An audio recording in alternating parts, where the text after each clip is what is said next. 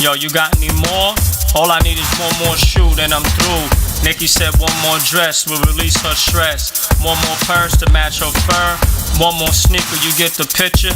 All I need is just one more. Now my closet's full, no more room for more, but I still want more. All I need is one more pair. Good morning and welcome back to another episode of Behind the Wheel. I'm your host, Derek D. Nice, D. Ox, D. Rock, D. Livingstone, Baby O, because you know you got to have 25 aliases, so I've got to get a couple more and then we'll be there. Today's guest we have coming all the way from, where you coming from? Austin, Texas. From Austin, Texas. I just interviewed somebody else from Texas.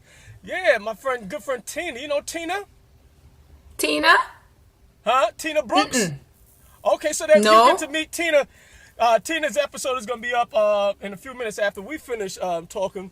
But I wanted to get with Camille because there are some folks who you meet in life and they just kind of jump right on board with, they kind of sense the vision that you're doing, or they can kind of, I don't know how we met via Facebook.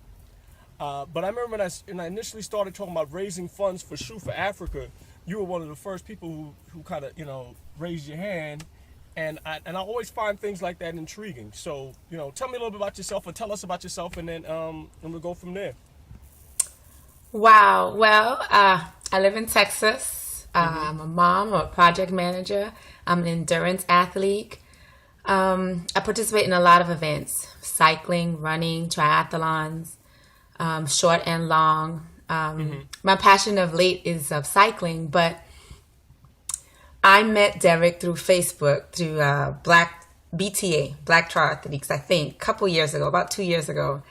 And man, you were on fire for running every day. I mean, you woke up talking running. You went to sleep talking running. You had 99 shoes. I mean, you were in the track in 2-inch shorts in the winter. And it just made me excited about running. And oftentimes, you would even inspire some of my workouts when I wouldn't have a planned workout. I was like, well, he did these 800s track. Let me try to do some 800s. So one of the reasons why I jumped on board regarding your question was when you were raising Shoes for Africa, because you're always giving. You give back so much to the adult athlete community in so many more ways. Besides your funny entertainment, you share your content, you share what you're doing, you share your goals. And so I figured, why don't I pour into you? Because you've poured into so many people. I appreciate that. And it's funny that you I don't know how you impact people. I like to think that. I say it sometimes on the rants in the morning before it became, I figured I'd start doing a show. I like to think that a kid, as I'm running through the neighborhood, whatever, say, yo, I want to be a runner. Because he see me running. So there's this cop that I see. Before I get to that, are you a $5 girl or a D&D girl? I swing both ways. Okay, I go both ways too. I don't judge. If you like D&D. Oddly enough, I'm an old school tea drinker. I'll drink coffee every once in a while, but I'm an old school tea drinker. So that's why I swing both ways. I got you. Now she said, in a text message, cheese and bread. And I'm like, wait a second. Because I'd never heard your voice.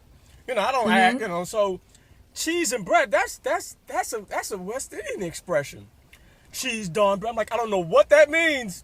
My mom used to say it all the time, I don't know what that is, but back to my original thoughts in terms of how our lives impact other people. There's an officer, I was just getting out of walking into $5 to get a cup of coffee before I post the show, and he was dressed out. I was like, hey, you're not in uniform today. He said, you're not in uniform either. Where's your running gear? You running today? I'm like, you got on long pants. I got on long pants. I got on a hat, a lumberjack, a red and black lumberjack, and a scarf to match, and yeah, I got on my winter New York gear. And he's like, you're not in uniform either. I'm like, you got me. You running today? It's like, so it's funny. He starts asking me about, so are you training for something? And I'm like, yeah, I'm trying to, get into Boston. What's your best time? And I started, I told him the time or whatever.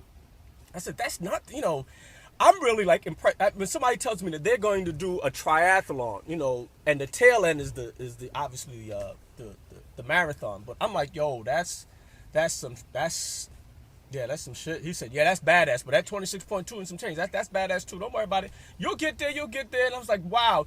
And this guy, and this is just a total random police officer. And I'm like, wow, it's strange. People watch you, and I somebody's always watching. Yeah. Even when you think you hiding, somebody's watching. And when you don't do it, they call you out because you don't know that you're their inspiration. Yeah. Yeah, and I realized that. I'm like, wow, I got it. Yeah, I'm like, yeah, I'm probably not gonna run today. Maybe a little later on this evening when I come in, I hit the treadmill.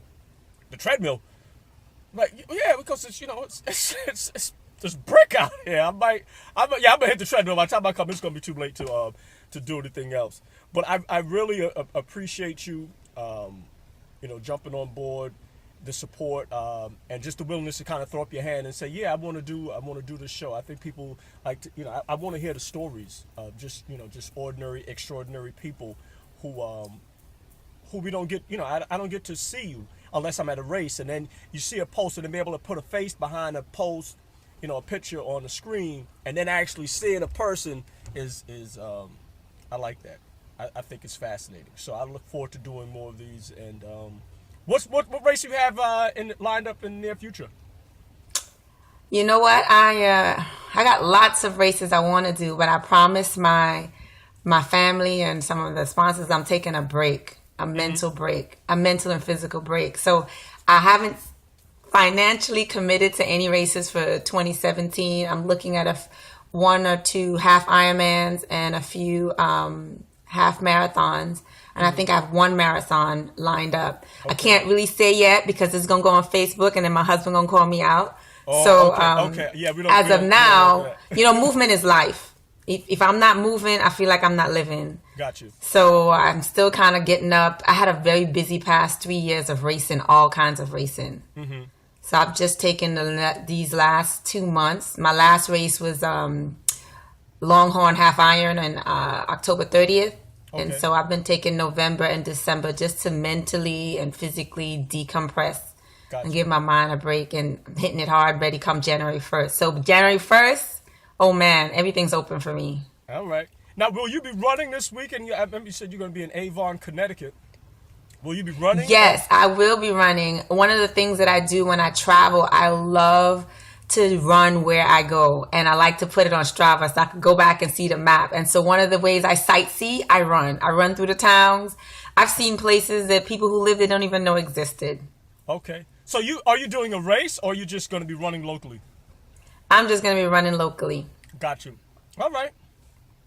Well, Camille, thanks again, and I appreciate you taking the time to do this, to talk with us. I appreciate you. We all appreciate you. I mean, you're hilarious. And you bring it, keep doing what you're doing, and do it every day until you cannot anymore. All right, I hear that. I'll try. I'll do it. Yeah, with Yoda, there's no try. There's just do or don't do. Just do it. All right, Nike, boom, we out. Bye. Thank you.